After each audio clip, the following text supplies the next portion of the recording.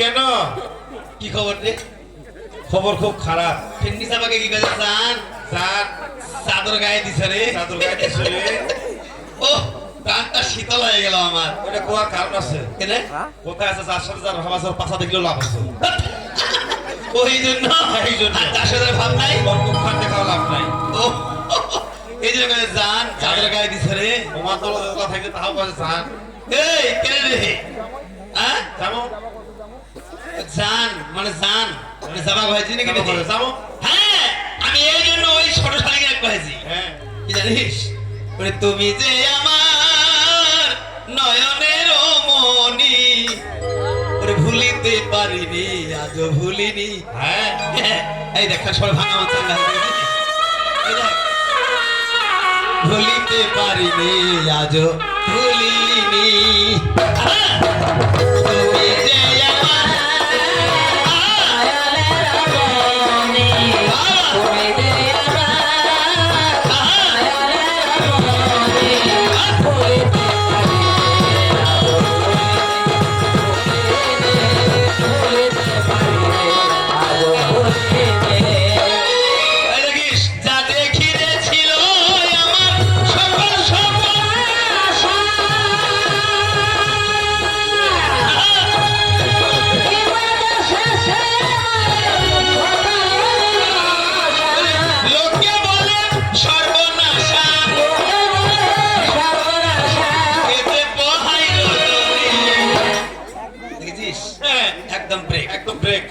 ছোটবেলার জন্য বড়টার দোষটা এখনো হয় নাই। আগেকার দিনগুলো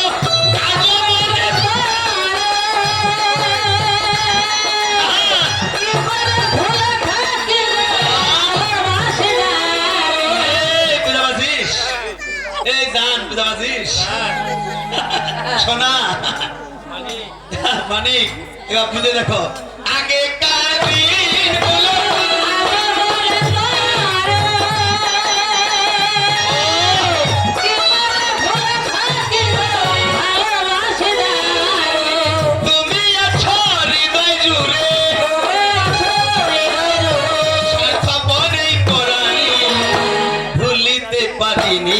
আজও ভুলিনি ভুলিনি ভুলিতে পারিনি আজও ভুলিনি।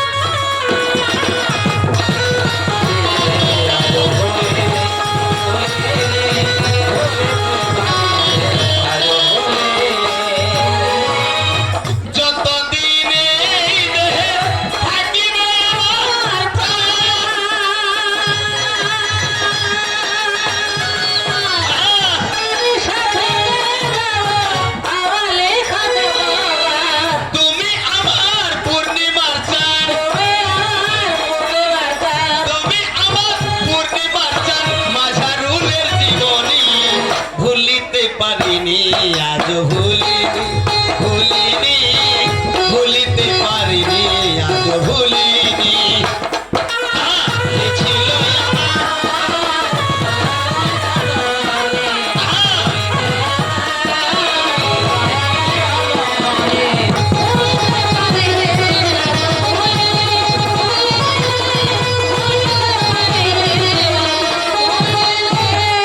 কিছু বুঝতে পারছেন না? ইশারাতে বুঝিবে তোমার এত ঠান্ডা কেন? ইশারায় বুঝিবে। আমি তো চাদর টাদর কিছুই গাছ দিয়ে আর এই শালানি যাবে কি কয়েছে বানর যদি বুড়া হয় তা বলে ডাল ঝগবা ছাড়ে না। আর কার কি ওদের 100 টাকা দিয়ে একটা পেপাস কিনে দিবে 12 ঘন্টার জন্য শর্টকাট করে দিবে। পেপাসটা পেয়ে যাবে সবিতা। হ্যাঁ 100 টাকা পেপাসের দাম রে। আর পেপাস কিনলে মানুষ পেশাব করে না। জীবনে পেপাস কিনেছিল কথা হয়েছে প্যাম্পাস কিনে দিলে পেশাব করে না এটা নয়, ও প্যাম্পাস কিনে দিলে সারা রাতটা পেশাব করলো বিছানা ভিজিবা ভিজিবে না। কথা কইবা না, জারুয়া গুন্ডাগার। আর তারপর আমি হচ্ছে পুরুষ মানুষ, হ্যাঁ আমার প্যাম্পাস লাগে না পাপ সিঁড়ি করে দূরে চলে যাবে, অসুবিধা কি? যদি ঠান্ডা দিনে পেশাব করে জারুয়া আমরা গুন্ডাগার কইবা মনে হয় না, কিন্তু এর মুখের দেশে কইবা লাগেছে বেয়াদব কোথাকার, জারুয়া দল গুন্ডাগার। এবার বাড়িটাই জারুয়া পাড়া, ঠিক আছে তো যদি বায়না করিবা যায় সাথী সরকারের বাড়ি কোনটা, সাথী তো অনেক আছে, এক সাথী ছাত্রী, এক সাথী পড়া বেশি, হ্যাঁ। এক সাথী পান বেশি, এক সাথী কলেজের ছাত্রী, এক সাথী আছে হিজড়া। এক সাথী হিজড়া। হিজড়া সাথী আছে নাই? আছে। এর আগে এখানে গান গাইছিলাম যে হরিপ্রিয়ার সঙ্গে, তোর ওই হিজড়া সাথী আছে নাই, ওর নাম সাথী, ও হচ্ছে হিজড়া। আমি বললাম যে আরে কবি গান যে করে, বলছে ওই যে জারুয়া পাড়া, এটা ওইটা পাড়া বাড়ি, ঠিকই আছে। এই যে বাড়িটা দেখাই দিয়েছে জারুয়া পাড়া, এবার বাড়িটা আছে জারুয়া পাড়া। এই যে আর এই জন্য জারুয়া কথা শুনে আমরা কবি গান হবার হবে না, হবে না। কেন রে? এই, এই! বিয়া তো কোথাকার বাজে কোথায় ফুটানি, আজকে শুনবো না তোর খেন খেনি রে, বাজে কোথায় ফুটানি। বাজে কোথায় ফোটারে এই শালা বেশি নিচন নামিন না। না না না না মানে মাস্টার জিজ্ঞাসা করছে যে একটাই জিনিস বিভিন্ন জায়গায় বিভিন্ন নাম, নাম। কি জিনিস বলতো? যে এই শালা সুথিয়া শালা, এই যে এই শালা বাইনটা, হ্যাঁ, কয়টা এই মাইয়ারা বিপুল ভাতা। শালা, ও বলে মাইয়ারা ভাতা, ও বলে বেটির ভাতা, ও বলে কি কার ভাতা, হ্যাঁ, ও বলে 15 ভাতা কেন রে? কেন রে? ধ্যাৎ, কেন? এমনিতে তো যত করবি ইউজ, হ্যাঁ। তত হবো ফিউজ। এমনিতে এমনিতে তো ডালমুখ কুসরা লাগিছে। হ্যাঁ, সবগুলা তো হাফ কেজি করে তেলে ধরবে তো। ঠিকই আছে, পারিবে। এ বুঝা পারছি এলা কি করেছে? আমি কয়েছে এই শালা কয়েছে, কয়েছে স্যার আমি জানি কি, কয়েছে স্যার চুল, মাথায় যেটা আছে কেশ এটা চুল, তার নিচে ভুরু এটাও চুল, কয়েছে এই যে গোপ মস এটাও চুল, তার নিচে দাড়ি এটাও চুল, তার নিচে কি বুকের পাটটা এটাও চুল। মাস্টার কয়েছে হাই রে ভাই, যদি আরো নিচে নামে তাহলে তো অবস্থা খারাপ। কয়, যে নিচে নামিছি বাবা, আর নিচে নামিস না। তো এইরকম এই শালা যত নিচে নামিছে এর চেয়ে বেশি নিচে নামেন না। না না এই পর্যন্ত বাদ দাও। আমাদের ভদ্র সমাজ তো এটা ভদ্র সমাজ, এই ভদ্র সমাজের মতো গান গাওয়ার চেষ্টা করো। হ্যাঁ কি কোথায় খারাপ বলছি? আমার পরিষ্কার কথা ভাই, ওই আমার বাজে কথার প্রয়োজন নাই, পরিষ্কার কথা ভাই। বাজে কথা প্রয়োজনে পরিষ্কার কথা ভাই এখন একটা কথাই এই জায়গাতে কর্ণে শুনতে পাই, নবীজি যেই পোশাক পরিয়া বলে মেরা যেতে যায়, ওই পোশাকের মধ্যে কি বা লেখা ছিল এটা বলে নাই? এইটা প্রশ্ন দেখো আমায় দিয়া গেল, আর ছায়াটা বলে কার, আর বলে কায়া বলে কার, এটা বলছে না? আচ্ছা বলেন তো, ছায়াকারে পরোয়ারে আল্লাহ পরোয়ার আছে না? তো আল্লাহ তো ছায়াকারে, ওরা তো কোনো রূপ নাই, কোনো চেহারা নাই, কি আছে? আর কায়াকার হচ্ছে নবীজি। ওই আল্লাহ নবীজিকে যদি প্রেরণ না করতো, আমি আগেই বলেছি তাহলে পৃথিবীতে কিছুই সৃষ্টি করতেন না। অতএব কায়া হচ্ছে আমার নবীজি। ইলে বুঝবে লাগবে রে, এই! ইলে বুঝা পাই না, হ্যাঁ? তাতে তোরা কবি সরকার রে, ছি ছি ছি ছি ছি, বুঝা গেল তোমার দ্বারা এইলা হবে নাই।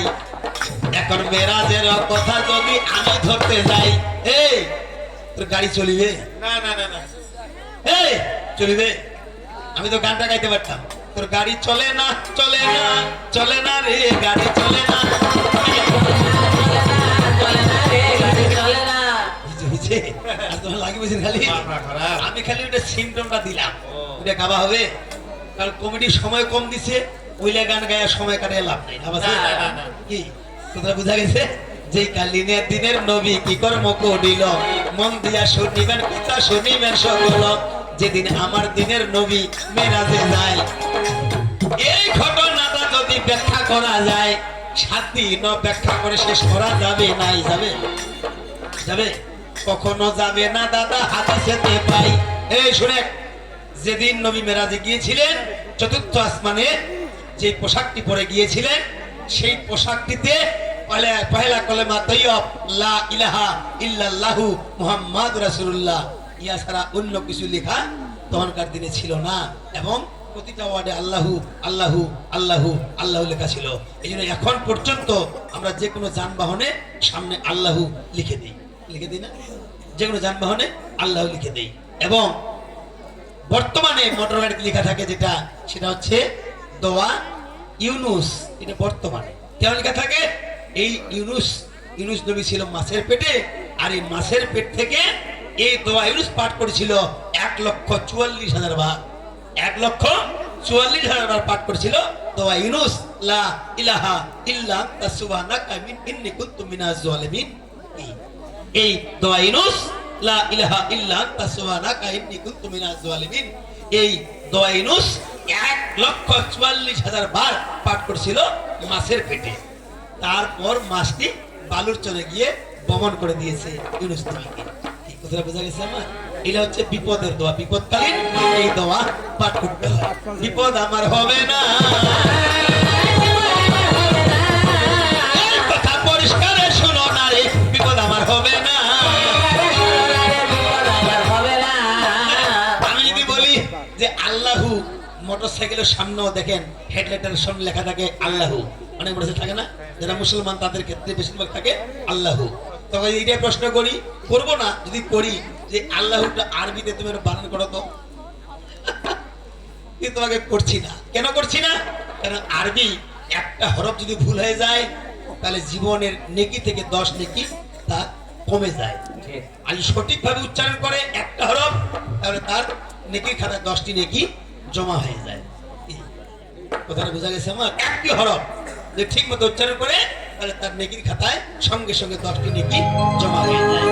পরিষ্কার কথা দেখো আমি বলে যাই, পরিষ্কার কথা দেখো আমি বলে যাই, হাদিসে যা প্রমাণ আছে মিথ্যা বলবো নাই। যেদিন আমার দিনের নবী মেরাজে গেল, এর আগে বলেছিলাম 27 বছর দেখো গত হইয়াছিল। এই কথাটা দেখো দেখি দেশ বিদেশে প্রচার হইয়া যায়। সবাই বিশ্বাস করলো, তারা ইমানদার হয়, সবাই বিশ্বাস করলো যে 27 বছর হতেই পারে। এবং 27 বছর পরে আসিয়া দেখেছে ভাই ঘরের শিকল খান তখনও ঢুলেছে সদাই, ঘরের শিকল খান তখনও ঢুলতেছে। যে উজু করিয়া নবী মেরাজে গেছে, উজু করা পানি খান তখনও ভাই গড়গড়াইয়া যাইতেছে, উজু করা পানিটা তখনও গড়গড়াই যাচ্ছে। এই কথাটা দেশ বিদেশে প্রচার হইয়া গেল। এক ইহুদি এটা কবি না মানিল। আমার কথাগুলি বুঝা পাচ্ছে? এক ইহুদি এই কথাটা মানে নাই। সে বলেছিল যে নবী নয়, নিশ্চয় সে জাদুকর হবে। নবীকে জাদুকর বলিয়া সে ভাই গালি দিয়াছে। নবী নয়, নিশ্চয় সে একটা জাদুকর। কারণ 27 বছর পরেও কি আর ঘরের শিকল ঢুলে ভাই উজু করা পানি খান ভাইরে যাচ্ছে গড়গড়াই, এটা হইতেই পারে না। ওই ইহুদি এটা মানে না, হইতেই পারে না। এই যে না মানিয়া ইহুদির কিবা দশা হইল, কি বলবো? বলবো কি করবো? ওই ইহুদি একদিন বসে কি কর্ম করিল, কিছু মাছ নিয়ে মাছ তার স্ত্রীকে ভাই দিল। মাছ নিয়ে তার স্ত্রীকে মাছ কাটতে দিল, তুমি মাছগুলা কাটো, মাছ রান্না করো, আমি একটু গোসল করিয়া আসি। এই গোসল করিবার জন্য দেখো কাপড় ঘাড়ে নিয়া নদীর ঘাটে ভাইরে গেল চলিয়া। তারপরে যাইতে যাইতে মাঠে দেখা পায় এক ব্যক্তি গরু বান্ধা খুঁট কাটতেছে। হায়, খুঁট বুঝেন তো, মাঠের মধ্যে গরু বান্ধিছে, ওই খুঁট কাটতেছে। এই দেখিয়া ওই ইহুদি কি করে উঠেছে, যেমনি মাত্র কুলের মধ্যে চলিয়া গেছে, খানা নদীর কুলে রাখিয়া দিয়া যেমনি মাত্র ডুব দিল। শোনেন ভাই বসিয়া, ওই জায়গায় ওই ইহুদি আর থাকিল নাই। অন্য রাজ্যে উঠিয়া দেখেছে তাকাই একটা মহিলা হইয়াছে।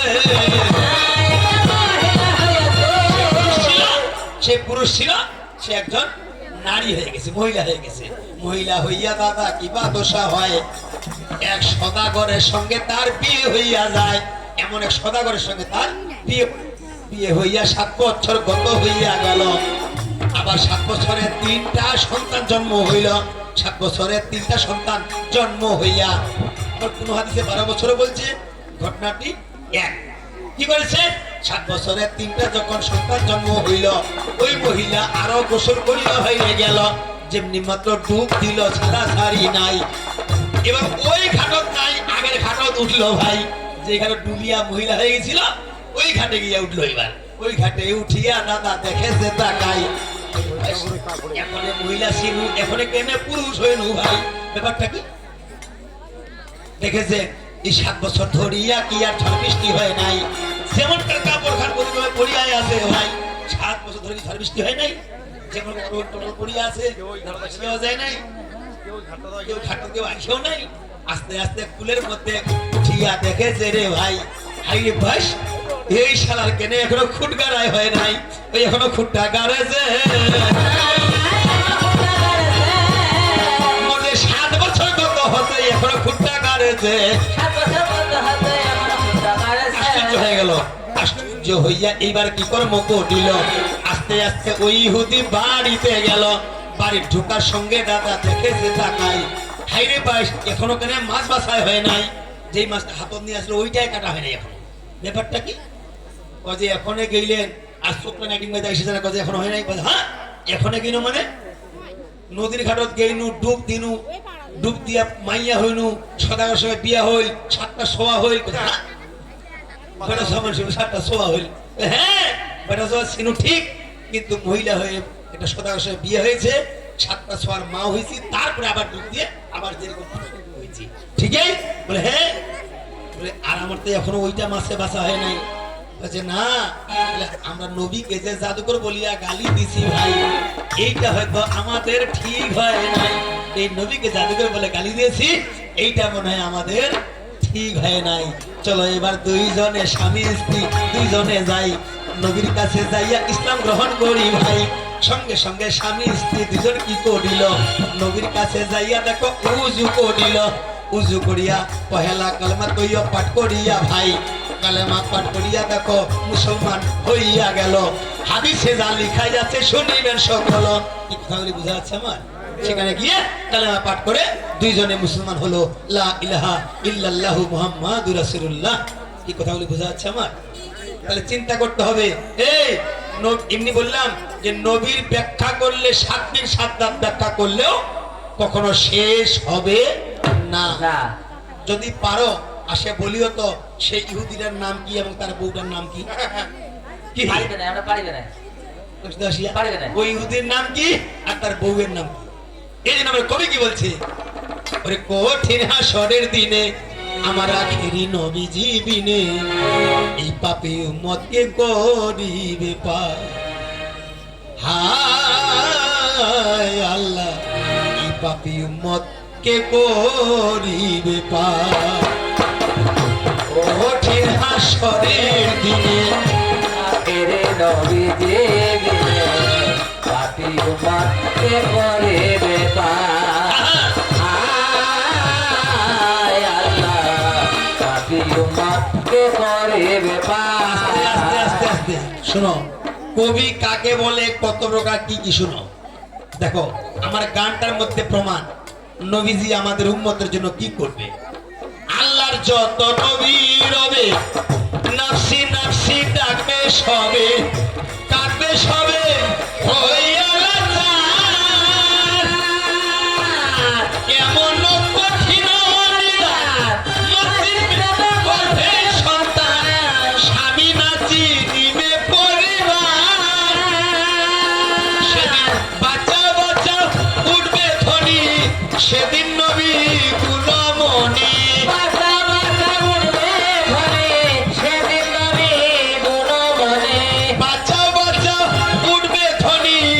সেদিন নবী গুণমণি,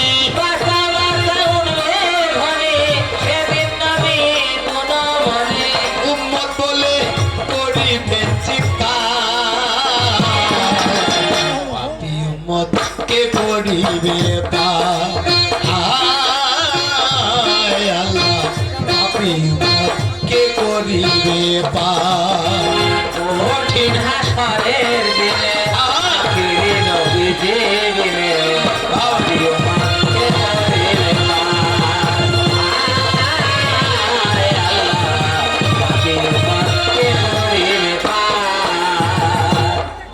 এবার নবী বলবে আবু বকর তুমি লো তো চোখের খবর, তো চোখে নি যাই উম্মত আমার, কথায় বাবা ওসমান বলি তুমি লো তো পারি, উম্মতের পান করাও আমার,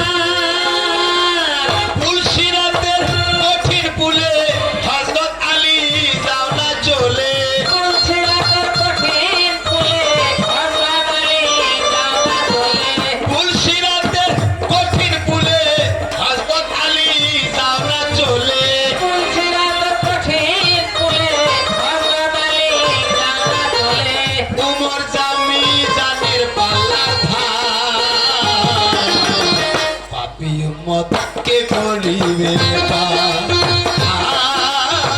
হায় আল্লাহ পাপী উম্মত কে করিবে পার কঠিন হাসরের দিনে পাপী নবীজি বিনে উম্মতকে করিবে পার। হায় আল্লাহ, পাপী উম্মতকে করিবে পার। আমার দয়াল নবীজি একটি উম্মত জাহান্নামে থাকতে আমার নবীজি নিজেই জান্নাতে প্রবেশ করবে না। তিনি ভাবছেন আমার উম্মত যেন কেউ জাহান্নামী না হয়, যে কোনো কৌশলে আমার উম্মতকে আমি বেহেশতে নিয়ে যাবই। যাবো। এদিক স্যার খলিফাকে দিল, দেওয়ার পরেও নবীজি চিন্তা করছে কোনো না কোনো দিকে যদি আমার কোনো উম্মত একটি উম্মত আমার ফেসে চলে যায় জাহান্নামে, শেষ ভরসা শেষে মা ফাতেমাকে জড়ালো। তারপর এতে দয়াল নবী তাকিবেন ফাতেমা বিবি, তুমি বাঁচাও সন্তান মা তোমার। নবীর কথা মাই শুনিয়া তাকিবে না সাইকিলিয়া, আমার একটা আছে যে বিচার। আমার এই নবীজির গানটি শুনে আমার এক দাদা খুশি হয়ে সন্তুষ্ট হয়ে আমাকে 50 টাকা উপহার দিয়েছে। দাদার প্রতি আমার তরফ থেকে অনেক ধন্যবাদ। বাহ, কেউ হয়তো মনে করবে যে দাদা 50 টাকা দিয়েছে, আমার কাছে তো 50 টাকা নাই, আরেক ভাই আরো 50 টাকা দিয়েছে। মনে করবে যে দাদার 50 টাকা আছে, 50 টাকা দিয়েছে, আমার কাছে তো 50 টাকা নাই, গান শুনতে এসেছি 10-20 টাকা নিয়ে আসছি। ভাই 10-20 টাকা নয়, এই হাদিসের ব্যাখ্যা শুনে যদি 2 টাকাও কেউ দিয়ে থাকে, আমি ক্ষিতিশ সরকার আজকে হিন্দু হয়েও চ্যালেঞ্জ করে বলছি, আমি তো হিন্দু ঘরের সন্তান, চ্যালেঞ্জ করে বলছি, এই যে আরেক বড় ভাই 10 টাকা দিয়েছে, আরেক বড় ভাই আমার 10 টাকা দিয়েছে। এই হাদিসের ব্যাখ্যা শুনে কেউ যদি 2 টাকাও দিয়ে থাকে, শেষের দিনে সেটা পাহাড় সমতুল্য হবে। সবাই বলো একবার সুবহানাল্লাহ। কি খারাপ বলছি? এই হাদিসের ব্যাখ্যা শুনে এবং এই হাদিসি গান শুনে কেউ যদি 2 টাকাও দিয়ে থাকে, শেষের দিনে সেটা পাহাড় সমতুল্য হবে। আর যদি উশৃঙ্খল ড্যান্স দেখে, নেকেড ড্যান্স দেখে, খারাপ দৃশ্য দেখে কেউ যদি 500 টাকায় 1000 টাকা উপহার দেয়, শেষের দিনে সেটা দোজখের আগুন হবে, জাহান্নামের আগুন হবে। কি কথাটি বোঝা যাচ্ছে আমার? এই পরিষ্কার বাংলায় বলার চেষ্টা করছি আমি। এই হাদিসের ব্যাখ্যা শুনে যদি কেউ মনে করে আমার 50 টাকা 100 টাকা নাই, এই 10 টাকা 5 টাকা কেমন করে দেই, সেটাও যদি দিয়ে থাকেন কেউ, সেটাও শেষের দিনে সেটা পাহাড় সমতুল্য হবে। আমি একজন হিন্দু ঘরের সন্তান হয়েও আপনাদের বলছি, সেটাও শেষের দিনে পাহাড় সমতুল্য হবে। এটা খারাপ কথা শুনে দেন নাই। এই যে বলছে তারপর দেখতে দয়াল নবী তাকিবেন ফাতেমা বিবি, তুমি বাঁচাও সন্তান মা তোমার। নবীর কথা মাই শুনিয়া তাকিবেন না সাইকিলিয়া, আমার একটা আছে যে বিচার। হুসেন যখন মারা গেল, শির কাটিবার কথা ছিল। হোসেন যখন মারা গেল, শির কাটিবার কথা ছিল। কত বড় যোগ্যতা রাখে মা ফাতেমা, কত বড় যোগ্যতা রেখেছে। আল্লাহকে বলছে, আল্লাহকে দোষী করছে, আল্লাহকে বলছে হুসেন আমার যেদিন মারা যায় তার শির কাটিবার কথা ছিল, কিন্তু তার বাহু কাটা গেল। আল্লাহ এটা কেন? আল্লাহকে প্রশ্ন করছে। তাহলে কত বড় যোগ্যতা রেখেছেন মা ফাতেমা, কত বড় যোগ্যতা রেখেছে, আল্লাহকে প্রশ্ন করছে। তাহলে কত বড় যোগ্যতা রেখেছিলেন মা ফাতেমা। দেখেন কথাটি আমার একটু বুঝে দেখেন, ভেবে দেখেন কত বড় যোগ্যতা হলে আল্লাহকে কত প্রশ্ন করা যায়। বলছে হুসেন যখন মারা গেল, শির কাটিবার কথা ছিল। হোসেন যখন মারা গেল, শির কাটিবার কথা ছিল। বাহু কাটা কেন গেল বাহ, আমার আরেক নাতির মতো বয়স, সে এসে আমাকে 20 টাকা দিয়েছে। হয়তো সে দে নাই, তার অভিভাবকবৃন্দ কোনো মা দিয়েছেন, সেই মা যে কোনো কামনা করে যদি আমাকে টাকা 20টা দিয়ে থাকে, আল্লাহ পাক যেন ওনার মনোবাসনা পূর্ণ করে। সবাই বলো একবার সুবহানাল্লাহ। তাই বলছে আমার হুসেন যখন মারা গেল, শির কাটিবার কথা ছিল। হোসেন যখন মারা গেল, শির কাটিবার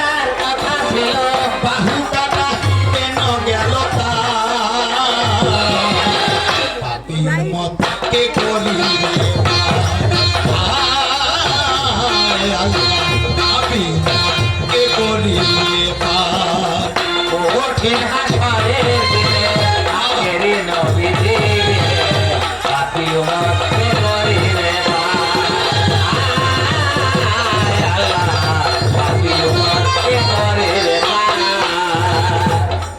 এবার আল্লাহ বলবে ফাতেমারে জগতের মা কই তোমারে দেখেন আল্লাহ পাক কথা দিয়েছিলেন সেদিন মা ফাতেমাকে কি কথা দিয়েছিলেন আল্লাহ বলবে ফাতেমারে জগতের মা কই তোমারে বিনিময়ে কি চাও তুমি তোমার ছেলের শির কাটা কথা ছিল কিন্তু বাহু কাটা গিয়েছে এর বিনিময়ে তুমি কি চাও দেখেন আল্লাহ কথা দিয়েছিল তুমি এর বিনিময়ে কি চাও ফাতেমা বলিবে যাই উম্মত রাসূলুল্লাহ বাবার উম্মত তবে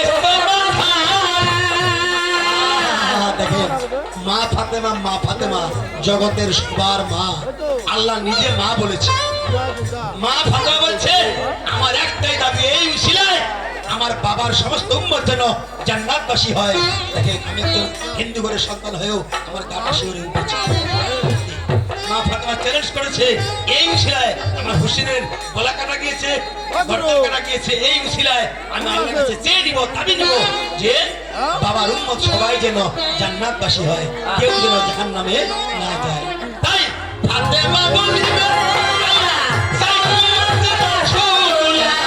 বাবার উম্মত তবে তাই শাহ আলম সরকারে বলে সেদিন নবীর উম্মত হলে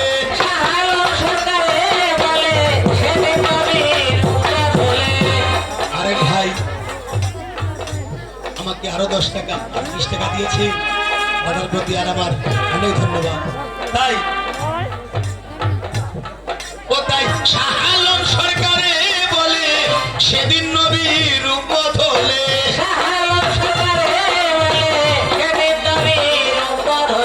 ভয় ভাবনা থাকিবে না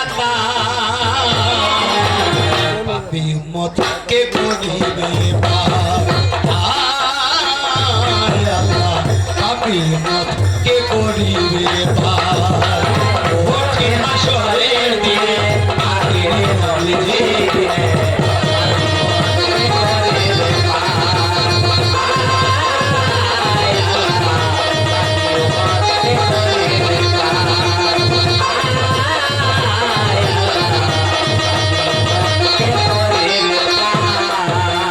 জাগে অল্পে অল্পে বিরাম করে যাই আধা ঘন্টার মধ্যে পালা শেষ করা যাই এই জন্য বেশি আর পালা করবো নাই এই জন্য বেশি বড় পালা করবো নাই আর পান মশা ফেলো কাঠি বাসায় চলে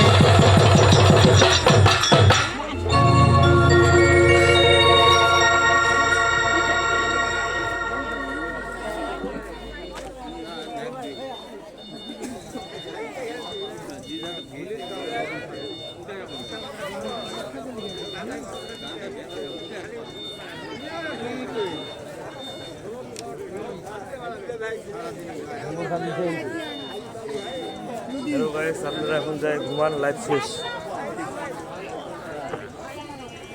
ভিডিও পাচ্ছে